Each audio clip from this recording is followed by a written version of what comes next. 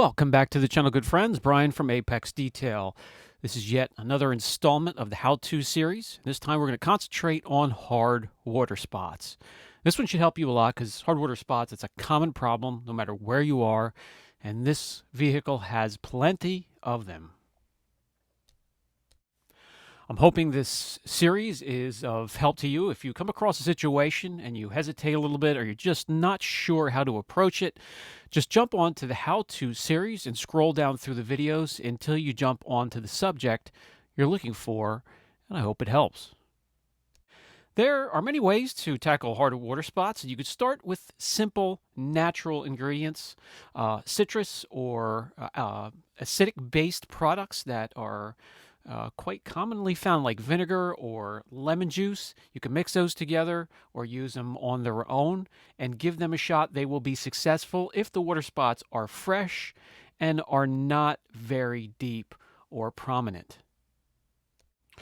So this would be great for water spots that just formed maybe overnight, haven't been there long enough to etch into the clear. Simply apply liberally to the affected area and let it dwell for a few minutes. Then come in and simply follow up with a dry microfiber and buff. You will need to wash the car afterwards. There may be a little bit of streaking from the products themselves, but it is very successful. But however, not here, because these water spots have actually etched into the clear. They have been there for a long time. They have not been addressed. So let's jump to something that's more aggressive on the other end of the scale, but still chemically. So you can go after them chemically and mechanically. If you can remove them chemically, that's the way to go. A little bit less stress on the clear. And with IGL, that's on the high end of the scale when it comes to chemical products that you can use. Simply apply to the affected area, let it dwell for just a few seconds, and then come in and massage into the area and then buff off with another dry microfiber.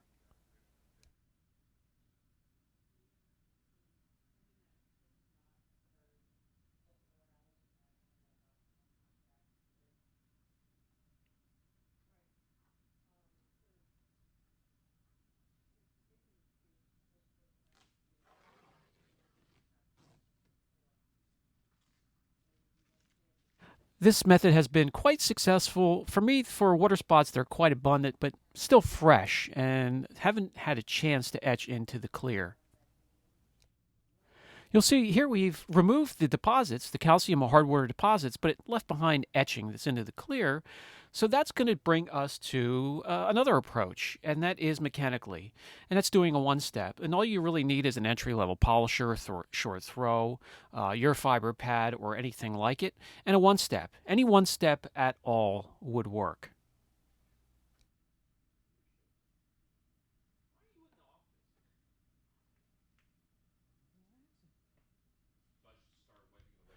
With a one step, you may need to repeat the process. So just do a crisscross pattern. That is equal to 2 passes.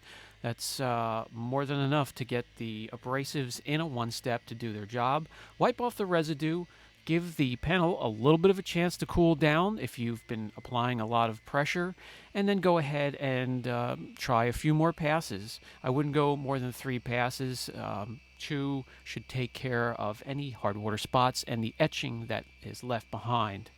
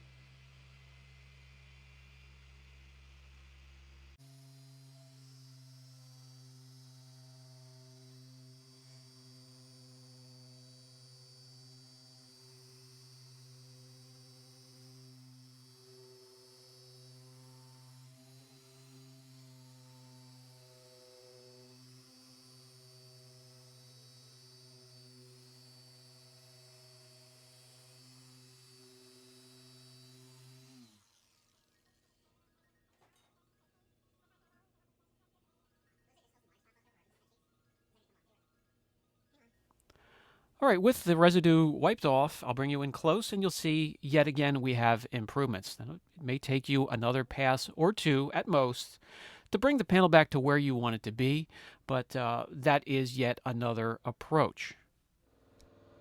Very little effort so far, but if you have hard water spots that have been there for a very long time and the etching is deep, that may change. And you may need to look into a two-step. It's a cutting compound such as 3D ACA 500 or whatever you feel like using, a cutting pad, a long throw polisher, do the cutting, and then the extra step is the finish to remove any haze. Remember, we are getting a little bit more aggressive. We are spiking temperatures a little bit more. We're digging deeper into the clear, so more substantial protection should be laid down following these steps, like a quality polymer sealant or even a coating or PPF. As you can see, we, in this step, cut away a lot of the imperfections and the etching from the water spots, but it left a little bit of a haze, and we want to bring through that gorgeous metallic color underneath the clear, so we'll add a finishing step. And we'll put some numbers behind what we're seeing. Quite a jump with, again, very little effort. It was 2 steps, but no sweat.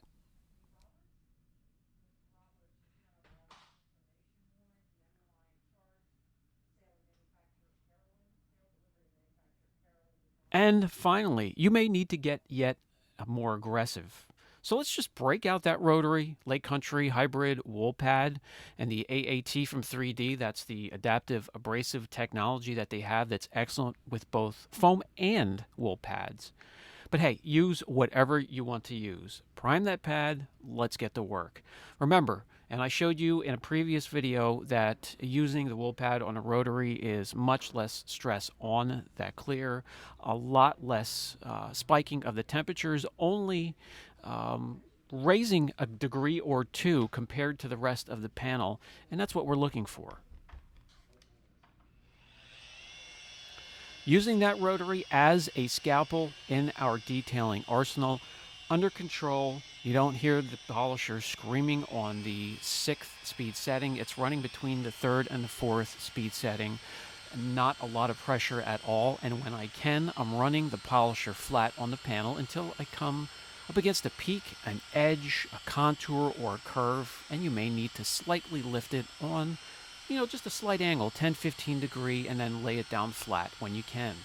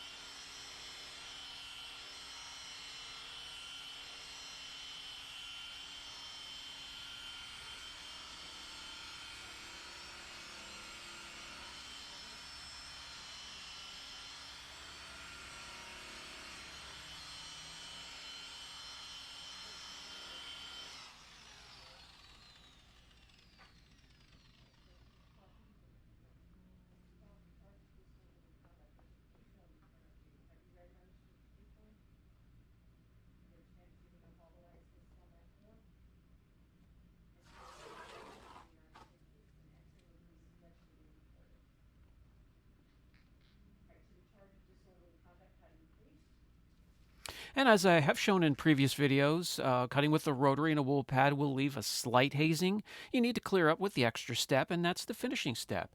That was no effort at all. We're done, and you can see this side of the hood, the passenger side, is cleared up, brought back to its former glory, and we only have the driver's side of the hood now to correct. But a huge difference.